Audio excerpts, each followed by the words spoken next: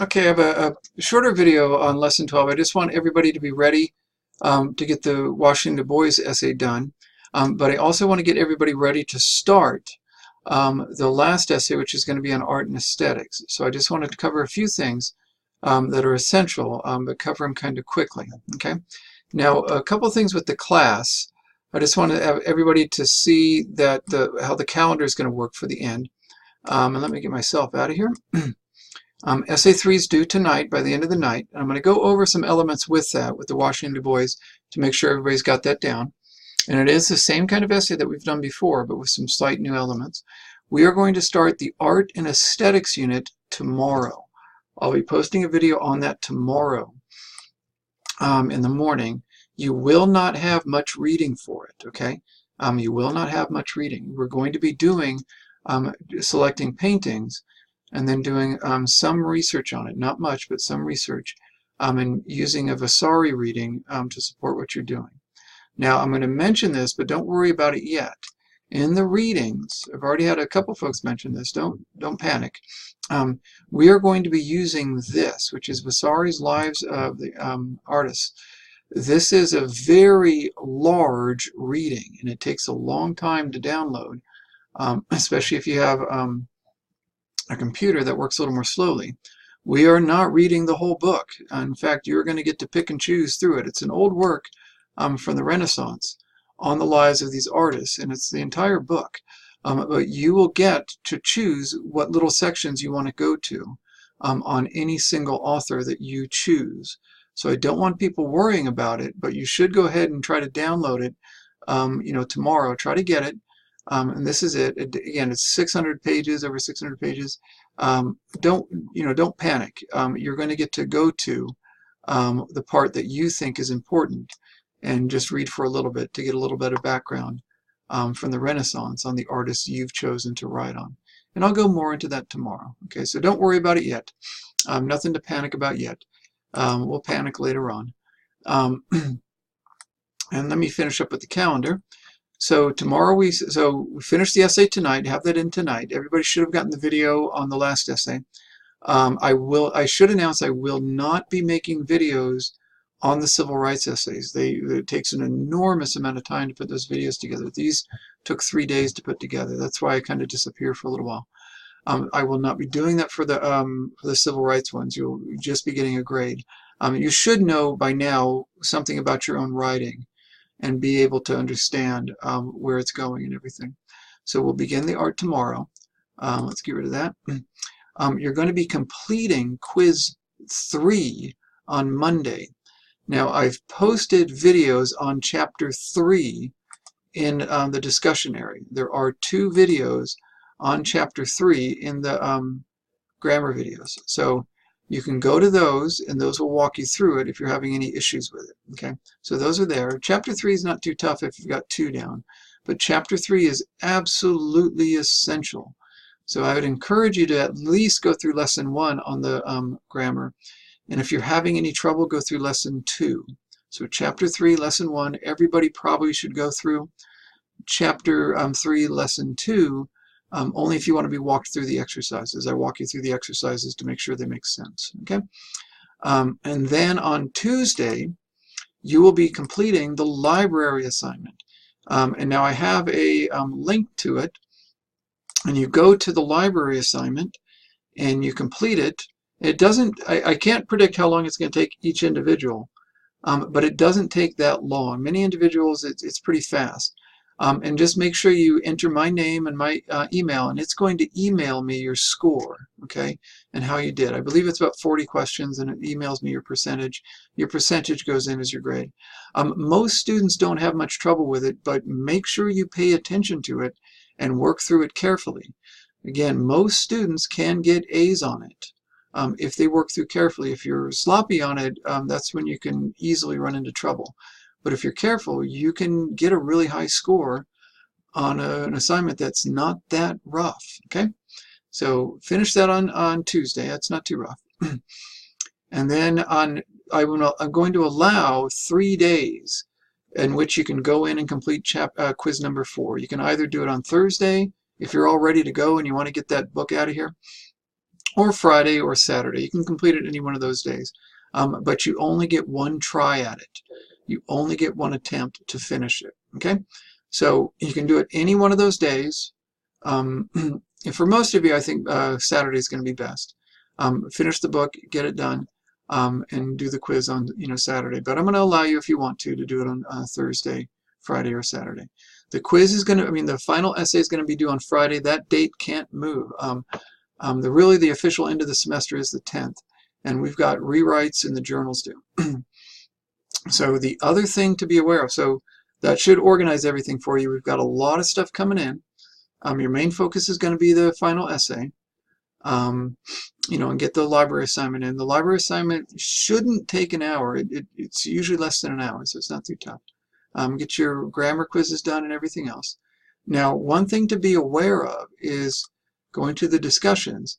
You should be, and you can go ahead and do this now. I don't want to open up any individuals, but you should be going into the discussion area where you've written things. So Marlene can do it, Justine can do it, and everything else. Go into, grab your stuff that you've written and paste it into a Word file. And that is going to be your journal that you hand in at the end of the semester.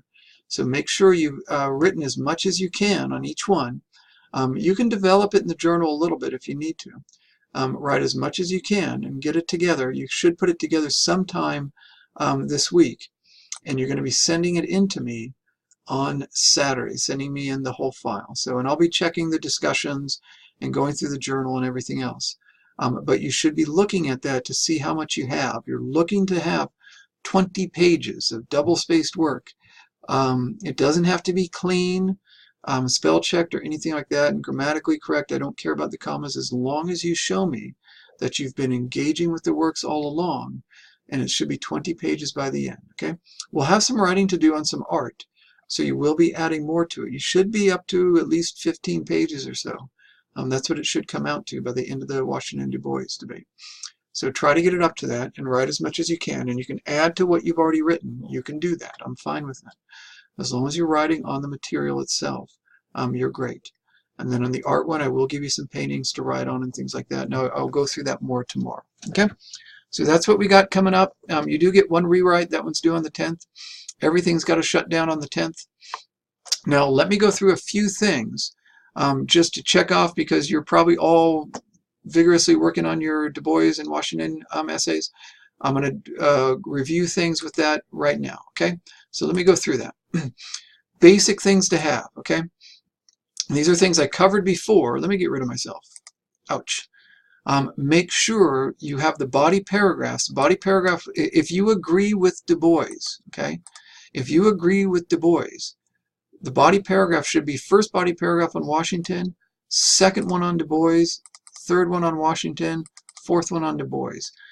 You should not be trying to cover both writers in a single body paragraph, okay? So for the body paragraphs, go back and forth, back and forth.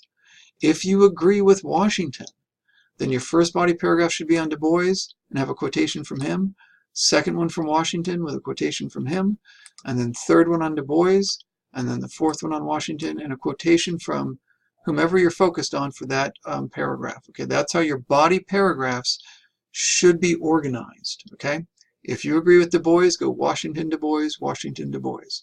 If you agree with Washington, go Washington, then Du Bois and Washington, then Du Bois and Washington. Okay, Wells should be brought up in each body paragraph. Okay, Wells should be brought up in each body paragraph. You do not need to quote Ida B. Wells. Just refer to what she describes, the events that were going on throughout America, primarily in the South, but throughout America, with the lynchings and everything else. That really brings home the nature of the violence that was focused on the African American community around the turn of the century. And who really is dealing with that better? And I want to be very clear. I do side with Du Bois. That should not matter with you. I'm just telling you up front, that's whom I side with, but it doesn't matter. If you think Washington's more effective, argue for Washington and go about, this organization. Do the first body paragraph on Du Bois, and then what Washington is saying and how it deals with the problem better than Du Bois and Washington. Or if you think Du Bois is better, do the same thing but in reverse. Okay, you can choose either writer that makes better sense to you, and in light of what you read in Wells, who is better? Okay, who is really going at what matters here? Okay, both of them think they're right, and they went to their graves thinking they were right.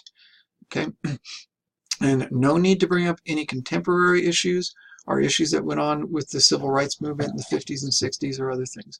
Stick to their time period. Okay, the introduction should cover basic points from both Du Bois and Washington, and then bring a little bit of Wells in. Okay, so really focus on Du Bois and Washington and your insights into them.